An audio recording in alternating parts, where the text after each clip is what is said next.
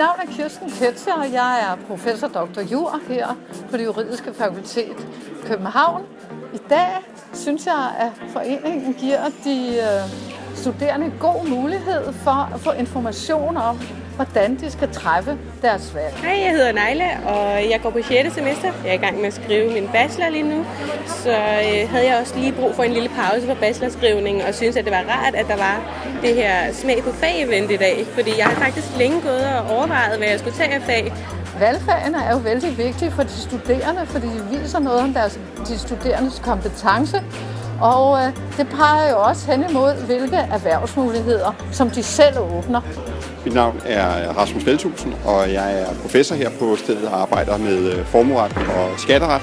Det juridiske arbejdsmarked er så stort og diverst, at vælger man efter sine interesser, finder man et område, som man interesserer sig for, så vil der være gode muligheder for at få lov til at arbejde med det senere hen. Jeg hedder Emma, og jeg går på 8. semester.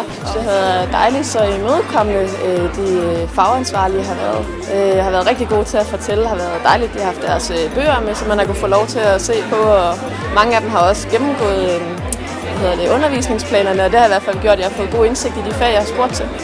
Jamen altså, jeg synes messen her er en succes. Altså nu har jeg været her lige som de allerførste stillede vi op her til morgen.